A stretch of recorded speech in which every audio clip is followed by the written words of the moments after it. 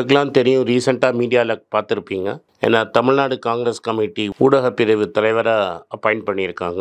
So பொலிட்டிக்கலாக என்னோட views என்ன அப்படின்னு நீங்கள் ட்விட்டரில் ஃபாலோ பண்ணணும்னு நினச்சிங்க, @AnandS 1967 என்னை ஃபாலோ பண்ணுங்கள். என்னோட real original ID, Twitter ID for politics அதுதான். ஸோ பாலிட்டிக்ஸ் சம்மந்தப்பட்ட என்னோட எல்லா ஒப்பீனியன்ஸ், வியூஸ் எல்லாமே அதில் வரும். அதில் ஃபாலோ பண்ணுங்கள். நன்றி, வணக்கம். மே 19ஆம் தேதி பூனே கல்யாணி நகர்ல ஒரு விபத்து ஒன்று நடக்குது. அந்த விபத்துல அனீஷ் அவாதியா, அஸ்வினி கோஸ்தா அப்படிங்கிற 24 வயது மதிக்கத்தக்க சாஃப்ட்வேர் இன்ஜினியர்ஸ் கொல்லப்படுறாங்க. இந்த கொல்லப்பட்ட இடத்துல பாத்தீங்கன்னா அந்த வண்டியை ஓட்டிட்டு இருந்தது ஒரு 17 வயது சிறுவன். இது ஒரு போர்ஷ் கார், ஒரு லக்ஸரி கார். இந்த வண்டியை ஓட்டி கொண்டு வந்தது ஒரு 17 வயது சிறுவன். இந்த சிறுவன் வந்து நல்லா சரக்கடிச்சுக்கிட்டு வண்டி ஓட்டி இருக்கிறான் அப்படின்ட்டு நம்ம கிட்ட இருக்கிற ரிப்போர்ட்ஸ் சொல்லுது. வண்டி ஓட்டி 2 பேர் இறந்து போயிட்டாங்க. இறந்து போனதுக்கு பிறகு இந்த சிறுவனை ஜுவனைல் ஜஸ்டிஸ் போர்டுக்கு முன்பதாக ஆஜர்படுத்துகிறது காவல்துறை. இதற்கு பிறகு நடக்கக்கூடிய விஷயங்கள் தான் நம்மை வியப்பில் ஆழ்த்துகிறது. ஏன் வியப்பில் ஆழ்த்துகிறதுன்னு சொல்றேன் அப்படின்னா, ஜுவனைல் ஜஸ்டிஸ் போர்டு இந்த பையனுக்கு பெயில் கொடுக்குது 15 மணி நேரத்துல.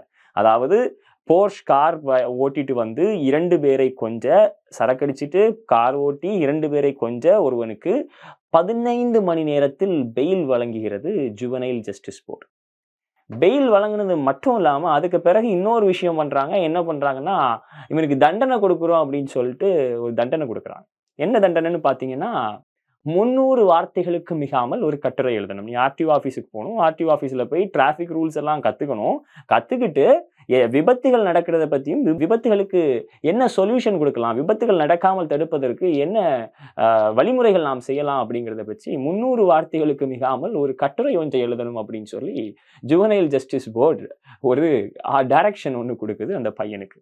இப்ப கேள்வி என்னன்னா, இந்த ஜுவனைல் ஜஸ்டிஸ் போர்டு இதே டைரக்ஷனை, இதே தீர்ப்பை நம்ம குழந்தைகளுக்கு, நம்ம சாமானியர்களுடைய குழந்தைகளுக்கும் கொடுப்பார்களா அப்படிங்கிற ஒரு கேள்வி வருது. அப்போ இந்த கேள்விக்கு பதிலா நம்ம என்ன பண்ண வேண்டியிருக்குதுன்னா, இந்த வழக்கினுடைய சாராம்சத்தையும் கொஞ்சம் பார்க்க வேண்டியிருக்கு. இந்த வழக்கினுடைய சாராம்சத்தை பார்க்கும்போது இந்த பெயில் கையெழுத்து போட்டிருக்கிற நபர் கொஞ்சம் கேள்விக்குரியவராக தெரிகிறார். ஏன் கேள்விக்குரியவராக தெரிகிறார்னு சொல்றேன்னா, இவருடைய பெயர் சுரேந்திரகுமார் அகர்வால். இவருக்கு மேல ஏற்கனவே சார்ஜ் ஷீட் ஒன்று சிபிஐ ஃபைல் பண்ணியிருக்கு. என்ன வழக்குலன்னா, 2009 அஜய் போசாலே அப்படிங்கிற சிவசேனா வேட்பாளருக்கு மீது ஒரு கொலை முயற்சி நடக்குது. அந்த கொலை முயற்சியில அஜய் போசாலே எந்த பிரச்சனையும் இல்லாம தப்பிச்சிடுறாரு. அந்த கொலை முயற்சி கார் டிரைவருக்கு மேல நடக்குது. குண்டுனால், துப்பாக்கினால சுடப்படுறார். அது கார் டிரைவருக்கு மேல படுது. இவர் அஜய் போசாலே எந்த ஹார்மும் இல்லாம தப்பிச்சிடுறாரு. எந்த காயங்களும் இல்லாம தப்பிச்சிடுறாரு. அப்போ இதுல இந்த வழக்குக்கு பின்பு இன்னும் போய் பார்த்தோம் அப்படின்னா, இந்த எஸ்கே அகர்வால் ஒரு கன்ஸ்ட்ரக்ஷன் பிசினஸ் ஸ்டார்ட் பண்றாரு. சுரேந்திரகுமார் அகர்வால் ஒரு கன்ஸ்ட்ரக்ஷன் பிசினஸ் ஸ்டார்ட் பண்றாரு. இந்த கன்ஸ்ட்ரக்ஷன் பிசினஸ் ஸ்டார்ட் பண்ணதுல ஒரு ப்ராப்பர்ட்டி டிஸ்பியூட் ஒன்று வருது. அது அவருக்கும் அவர் பிரதர் ஆர்கே அகர்வாலுக்கும், அவர் சகோதரர்களுக்கு நடுவே ஒரு ப்ராப்பர்ட்டி டிஸ்பியூட் ஒன்று நடக்குது. அப்ப இந்த ப்ராப்பர்ட்டி டிஸ்பியூட்டை தீர்த்து வைப்பதற்காக இந்த எஸ்கே அகர்வால், சுரேந்திரகுமார் அகர்வால் வந்து அஜய் போசாலேவை போய் கேட்கிறாரு, எங்க கூட இந்த இன்டர்வியூன் பண்ணி இந்த ப்ராப்பர்ட்டி டிஸ்பியூட்டை எங்களுக்கு முடிச்சு வைங்கன்னு கேட்கிறாரு. அஜய் போசாலே அப்படிலாம் முடியாது, இதுல நான் இன்டர்வியூன் ஆக மாட்டேன்னு சொல்றாரு. இன்டர்வியூன் ஆக மாட்டேன்னு சொன்னோன்னே சோட்டா ராஜனை கான்டாக்ட் பண்ணி, சோட்டா ராஜன் ஒரு கூலிப்படையை ஏவி விட்டு இந்த அஜய் போசாலேக்கு எதிராக ஒரு கொலை முயற்சி அவர்கள் செய்கிறார்கள். இந்த கொலை முயற்சியில் எந்த காயங்களும் இல்லாமல் அஜய் போசாலே எப்படியோ தப்பித்து விடுகிறார். இதுதான் இவருக்கு பின்பதாக இருக்கக்கூடிய வழக்கு. இப்ப இரண்டாவது கேள்வி என்னன்னா, சிபிஐ ஒரு சார்ஜ் ஷீட் ஃபைல் பண்ணியிருக்கக்கூடிய ஒருவருடைய கேரண்டியை ஏத்துக்கிட்டு எப்படி ஜுவனைல் ஜஸ்டிஸ் போர்டு பெயில் கொடுத்தது அப்படிங்கிறது நமக்கு இரண்டாவது கேள்வி. மூணாவதா, இந்த பெயில் கொடுத்த உடனே சமூக வலைதளங்கள்ல மிகப்பெரிய ஒரு அவுட்க்ரை இருந்ததை பார்க்க முடியுது. பலர் நம்மள மாதிரியான பலர் சமூக வலைதளங்கள்ல அவங்களுடைய கருத்துக்களை பதிவிடுறாங்க. எதிர்ப்புகள் பயங்கரமா கிளம்புது.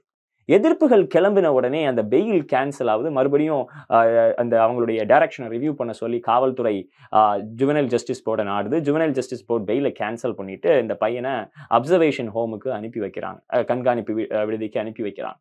அதன் பிறகு அந்த பையனுடைய அப்பா விஷால் அகர்வால் கைது செய்யப்படுகிறார். இந்த வழக்குல செக்ஷன் 75, செக்ஷன் 77 சொல்லி 2 பிரிவுகளில் அவருக்கு மேல வழக்கு பதியப்பட்டிருக்கிறது. இப்போ இதுல பார்க்க வேண்டியது என்ன, ஏன் அப்பாவை கைது பண்ணணும் அப்படின்னு சொல்லி பார்த்தீங்கன்னா, 17 வயது பையனுக்கு போர்ஷ் கார் கொடுத்து அவனை சரக்கு அடிச்சுட்டு வண்டி ஓட்ட விட்டது முதல் தப்பு. அப்போ அவங்க அப்பா தான் அடல்ட், கண்டிப்பா அவர் இதில் அரெஸ்ட் பண்ணப்பட்டு தான் ஆக வேண்டும். அதோட கூட சேர்த்து நிதேஷ் ஷெவானி, ஜெயேஷ் கவக்கர் அப்படின்ற 2 பேர், அந்த பையன் எந்த கிளப்ல போய் சரக்கடிச்சானோ அந்த கிளப்ல உள்ள 2 பேரையும் அரெஸ்ட் பண்ணியிருக்கிறாங்க. அரெஸ்ட் நடந்திருக்கிறது. இப்ப நேற்று ஒரு ரிப்போர்ட் வந்திருக்கு, நேற்று இரவு ஒரு ரிப்போர்ட் வந்திருக்கு. என்ன ரிப்போர்ட்னா, இந்த பையனுடைய தாத்தா, இந்த பையனுடைய குடும்பம், இவர்கள் வந்து அந்த கார் டிரைவர் கிட்ட இந்த பழியை நீங்க ஏத்துக்கோங்க அப்படின்னு சொல்லி கேட்டதா நேற்று இரவு ஒரு ரிப்போர்ட் ஒன்று சொல்லுது. இந்த வழக்கு ஏன் நம்ம கூர்ந்து கவனிக்க வேண்டிய இருக்கு அப்படின்னா, காவல்துறை சாமானியர்களுடைய விஷயத்துல, நீங்களோ நானோ வண்டியில போயிட்டு இருக்கும்போது ஹெல்மெட் போடாம போனோம் அப்படின்னா பிடிச்சி 1000 ரூபாய் ஃபைன், நம்பர் பிளேட்ல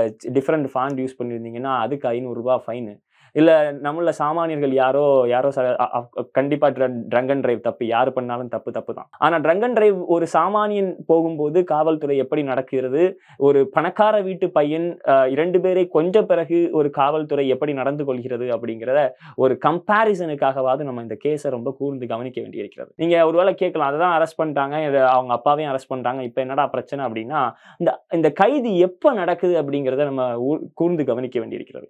மக்களுடைய கோபத்திற்கு பிறகு, மக்களுடைய எதிர்ப்பிற்கு பிறகு, மக்கள் இதற்கு எதிராக வெகுண்டெழுந்த பிறகுதான் இந்த காவல்துறை அவர்களை கைது செய்வதற்கு முற்படுகிறது. இல்ல அந்த ஜுவனைல் ஜஸ்டிஸ் போர்டு கிட்ட ஒரு ரிவ்யூ பெட்டிஷனுக்காக போறாங்க. அது வரைக்கும் இந்த சம்பவம் மக்களுடைய கோபம் வர்றது வரைக்கும் காவல்துறை யாருக்கு ஆதரவாக நின்றிருக்கிறது அப்படிங்கிறத நம்ம பார்க்க வேண்டியிருக்கு. அது மட்டும் இல்லாம தன்னோட பையன் சரக்கடிச்சிட்டு வண்டி ஓட்டி கொலை செஞ்சுட்டான் அப்படின்னா, ஒரு சாமானியனாக இருந்தால், நம்ம வீட்டுல யாராவது இது நடந்திருந்தா நம்ம அப்பாவே கொண்டு போய் ஜெயில பிடிச்சி கொடுத்திருப்பாரு. ஆனா இது நடந்திருக்குன்னு தெரிஞ்சதுக்கு பிறகும் அந்த டிரைவர் மேல பழிய போட்டு எப்படி தன்னுடைய பணக்கார மகனை காப்பாத்துறது அப்படின்னு சொல்லி அவரோட அப்பா முயற்சி செஞ்சிருக்காரு, இல்ல குடும்பம் முயற்சி செஞ்சிருக்கிறதா நமக்கு லேட்டஸ்டா வந்த பல பத்திரிகைகள் அதை எழுதியிருக்கிறாங்க இன்னைக்கு. ஸோ இன்னைக்கும் 21ஆம் நூற்றாண்டுல நம்ம இருக்கும்போதும் ஒரு பக்கத்துல பாத்தீங்கன்னா பணக்காரர்கள் ஆகிக்கொண்டே இருக்கிறார்கள், ஏழைகள் ஆகிக்கொண்டே இருக்கிறார்கள். ஏழைகளுடைய வாழ்க்கை ஒரு சின்ன தவறு, ஏதோ ஒரு இடத்துல கண் பிசிறுகளால நடக்கக்கூடிய தவறுகளுக்கும் கடுமையான தண்டனைகள் வழங்கப்பட்டு கொண்டிருக்கிறது. ஆனா இன்னொரு பக்கத்துல பாத்தீங்கன்னா, இந்த பணக்காரர்களுடைய குழந்தைகள் போதை திமிர்லையும் பணத்திமிர்லையும் செய்கிற அட்டூழியங்களுக்கும் அவலங்களுக்கும் ஈஸியா அதுல இருந்து அவங்க தப்பிச்சு போயிடுறாங்க. இது மாதிரி வழக்குகள் 1-2 எப்பவோ நம்ம கண்ணுல படுது. இது மாதிரி படாத வழக்குகளும் நிறைய நடந்துகிட்டே தான் இருக்கு அப்படிங்கிறதையும் நம்ம இந்த இடத்துல குறிப்பிட வேண்டியிருக்கு. இந்த அப்ரோர், இந்த அவுட்ரோர், இந்த கோபம், இந்த பொங்கி எழுதல் எல்லாம் 2 நாள்ல சோசியல் மீடியால முடிஞ்சிடும். அதுக்கு பிறகு இந்த பையனுக்கு தண்டனை கிடைக்குதா, இல்ல இந்த வழக்கு எந்த பாதையில போகுது அப்படிங்கிறத நானும் மறந்துடுவேன், நீங்களும் மறந்துடுவேன். இது இப்படியே நீண்டுகிட்டே இருந்துச்சு அப்படின்னா அந்த 2 சாஃப்ட்வேர் இன்ஜினியர்ஸ், கொல்லப்பட்ட 2 சாஃப்ட்வேர் இன்ஜினியர்களுக்கும் நீதி கிடைக்குமா அப்படிங்கிறதும் நமக்கு தெரியாது. ஆனா இந்த வழக்கு, இந்த விபத்து நமக்கு எல்லாரையும் மீண்டும் ஒரு தடவை நம்ம எந்த மாதிரியான ஒரு சமூகத்துல வாழ்ந்துட்டு இருக்கோம் அப்படிங்கிறத தட்டி எழுப்புற ஒரு விபத்தா இருக்கு அப்படிங்கிறதான் இதுல இருந்து நம்ம புரிஞ்சுக்க வேண்டிய விஷயமா இருக்கு. இந்த சம்பவம் ஒரு பக்கத்துல நடந்துகிட்டு இருக்கு. புதன்கிழமை சிவசேனா ஒரு கேள்வி ஒன்று எழுப்புது. மகாராஷ்டிராவினுடைய முதல்வர் தேவேந்திர ஃபட்னாவிஸ் திடீர்னு புனேக்கு போறார். புனேக்கு இந்த சம்பவம் நடந்ததற்கு பிறகு புனேக்கு போறார்.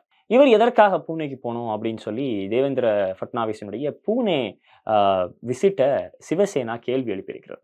இதை நம்ம ஏன் பார்க்க வேண்டியிருக்குன்னா, சிவசேனா வைக்கக்கூடிய குற்றச்சாட்டு என்னன்னு பார்த்தீங்கன்னா, தேவேந்திர ஃபட்னாவிஸ் 17 வயது பையனுக்கு எதிராக எதுவும் நடந்து விடக்கூடாது. ஏன்னா அவரோட தாத்தாவுக்கு சோட்டா ராஜன் மாதிரியான ஒரு மிகப்பெரிய ஒரு கேங்ஸ்டர் கூட லிங்க் இருக்குது. ஏற்கனவே இவர்கள் அஜய் போசாலே அப்படிங்கிற சிவசேனா கட்சியை சார்ந்த ஒருவரை மீது கொலை முயற்சி செய்திருக்கிறார்கள்.